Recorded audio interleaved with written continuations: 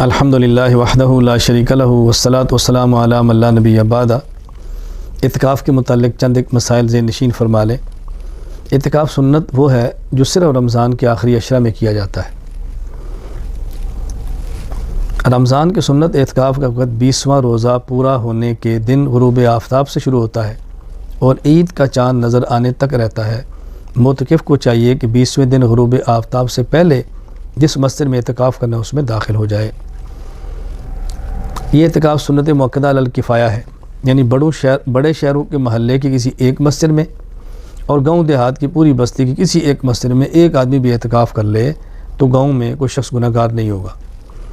جس محلے یا بستی میں اعتکاف کیا گیا ہے اس محلے اور بستی والوں کی طرف سے سنت ادا ہو جائے گی، اگرچہ اعتکاف کرنے والا اس بستی کا نہ ہو، کسی اور بستی کا ہو۔ آخری عشرے کے چند دن کا اگر اعتکاف کیا، مکمل عشرہ نہ کیا، 10 دن نہ کیا تو اعتکاف نفل ہوگا، اعتکاف سنت نہیں ہوگا۔ عورتوں کو مساجد کی بجائے گھر میں اعتکاف کرنا چاہیے۔ اعتکاف کی نیت زبان سے کرنا ضروری نہیں، دل سے کر لینا کافی ہے۔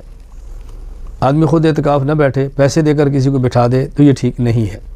ویسے معتکف کو روزہ سحری کرائے، معتکف کو سحری کرائے، افطاری کرائے، اس پر ساری افطاری کا اجر ملے گا، لیکن کسی بندے کو پیسے دے کر آپ جگہ پر اعتکاف کروائیں، اعتکاف بدل، یہ ٹھیک نہیں ہے۔ مسجد میں ایک سے زائد لوگ اعتکاف کریں تو سب کو مکمل اعتکاف کا اجر ملتا ہے۔ اعتکاف مسنون کے صحیح ہونے کے لیے چند ایک شرائط ہیں۔ نمبر 1، اعتکاف کرنے والا مسلمان ہو۔ نمبر 2، عاقل ہو۔ نمبر 3، اعتکاف کی نیت بھی کرے۔ نمبر 4، اعتکاف مسجد میں کرے، عورت ہو تو گھر میں کرے۔ نمبر 5، جنابت سے پاک ہو۔ اگر حالت جنابت میں اعتکاف میں بیٹھ گیا، اعتکاف تو ہوگا لیکن حالت جنابت میں مسجد میں داخل ہونے کی وجہ سے گناہ گار ہوگا، اس لیے جنابت سے پاک ہونا ضروری ہے۔ اگر عورت ہو، حیض اور نفاس کی حالت کے اندر نہ ہو، وگرنہ اس کا اعتکاف نہیں ہوگا، چونکہ اعتکاف کے لیے روزہ چاہیے، اس حالت میں روزہ رکھ نہیں سکتی۔ پھر اعتکاف والے کو چاہیے کہ روزہ رکھے۔ اگر اعتکاف کے دوران ایک روزہ بھی چھوٹ گیا تو یوں سمجھیں کہ سنت اعتکاف اس کا ختم ہو گیا۔ اگر کسی شخص نے پہلے 20 دن نہ روزہ رکھا نہ تراویح پڑھی، صرف آخری عشرہ اعتکاف کرنا چاہے تو یہ شخص بھی کر سکتا ہے۔ جس شخص کے بدن سے بو وغیرہ آتی ہو اس کو اعتکاف نہیں کرنا چاہیے۔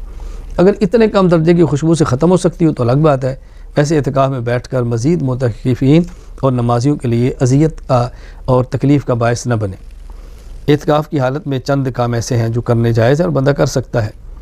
معتکف کا مسجد میں کھانا، معتکف کا مسجد میں پینا جائز ہے، معتکف کا مسجد میں سونا جائز ہے، ضرورت کی بات کرنا جائز ہے، اپنا نکاح اعتکاف کے دنوں میں مسجد میں جائز ہے، کسی اور کا نکاح ہو اور یہ نکاح ہاں ہو تب بھی جائز ہے، مسجد میں نکاح کی مجلس اس میں شرکت کرے تو بھی جائز ہے، معتکف کا اپنے کپڑوں کو بدلنا یہ بھی جائز ہے، معتکف کا خوشبو لگانا یہ جائز نہیں بلکہ مستحب ہے، معتکف کا تیل لگانا یہ بھی جائز ہے، کنگھی کرنا یہ بھی جائز ہے، لیکن تیل اور کنگھی میں اس کا خیال کریں کہ بال نہ گرے، پھر مناسب نہیں ہے۔ کپڑا ہو، تیل لگا لیں، کنگھی کر لیں، اپنے بال سنبھالیں، سنبھال کے باہر رکھیں، اس کا بہت زیادہ خیال کریں۔ اگر کوئی ڈاکٹر ہے اعتکاف کے اندر ہے، کوئی مریض آتا ہے اس کو چیک کر لیتا ہے تو حرج نہیں ہے۔ یہ نہیں ہے کہ اپنا کلینک اعتکاف کو بنا لے، اعتکاف بھی اور کلینک بھی چلتا رہے۔ ویسے کوئی مریض آ گیا ہے، کوئی مسجد کا ہے، کوئی نمازی ہے تو اس کو چیک کر کے نسخہ دے لے تو جائز ہے۔ اپنے برتن وغیرہ دھونا یہ بھی جائز ہے۔ معتکف کا اپنی نشستگاہ کے اوپر چادر لگانا ٹھیک ہے، کوئی حرج نہیں ہے، بلکہ اس سے آدمی کو ایک قسم کی خلوت مل جاتی ہے۔ اپنی نشست بدلنا یہ بھی ٹھیک ہے، ایک جگہ پہ اعتکاف میں بیٹھا تھا، ضرورت کے تحت جگہ بدلنی پڑ گئی ہے، کوئی حرج نہیں، بس مسجد کی حدود کے اندر ہے۔ بقدر ضرورت بستر، برتن، سامان وغیرہ رکھنا یہ بھی ٹھیک ہے، کوئی حرج نہیں۔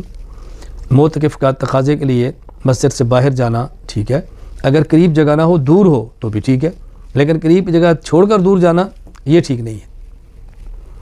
معتکف حاجت کے لیے باہر جاتا ہے، بیت الخلاء کے لیے لائن لگی ہے، اس کو وہاں انتظار کرنا پڑتا ہے تو جائز ہے۔ بہتر تو یہ ہے کہ انتظار مسجد میں کرے، لیکن اگر ایسی صورت بھی یہ مسجد میں ہے تو اس کا اور بندہ آئے گا تو اس کو تکلیف ہوگی تو وہاں بھی انتظار کر سکتا ہے۔ کچھ چیزیں ایسی ہیں جس سے معتکف کو بچنا چاہیے۔ بغیر ضرورت کے باتیں کرنا سے بچے، فحش باتیں کرنا باہر بھی جائز نہیں ہے۔ پھر روزے کی حالت میں، اعتکاف کی حالت میں، مسجد کے اندر بہت بڑا جرم ہے، بچنا چاہیے۔ ضرورت سے زائد مسجد میں سامان لانا یہ بھی مناسب نہیں، اور اگر اپنے ساتھ اعتکاف کرنے والے کم مالی حالت کے ہوں، اپنی بڑی حالت کے مطابق لانا، اس سے بھی ذرا احتیاط کرنی چاہیے۔ کوشش کریں کہ ان دنوں میں اس طرح چلیں کہ اونچ نیچ کا فرق کم ہو تو زیادہ مناسب ہے۔ مسجد کی بجلی گیس استعمال کرنا یہ بھی جائز ہے۔ حال برتا کوئی سگریٹ کا عادی ہو، حقے کا عادی ہو تو یہ اس کے لیے جائز نہیں ہے، اس سے بچنا چاہیے۔ حاجات طبیعہ کے لیے باہر نکلنا، غسل کی حاجت پیش آ گئی فوراً جائے، تقاضے کی حاجت ہے چلا جائے، اس کے لیے جائز ہے۔ اگر کوئی بات کرتا ہے چلتے چلتے ضرورت کی تو کوئی حرج نہیں ہے، لیکن بات کے لیے مسجد سے باہر یہ بالکل ٹھیک نہیں ہے۔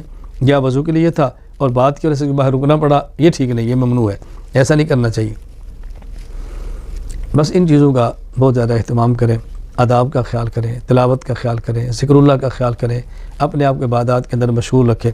میں تو ذرا سے گزارش کرتا ہوں، ہم نے اعتکاف کورس کے نام پر ایک کورس مرتب کیا ہے، تو اگر معتکف حضرات اس کورس کو منگوا لیں، مطالعہ کر لیں تو ٹھیک، سب سے بہتر ہے کہ کسی عالم کے ہمیں اعتکاف کورس کروا دیں۔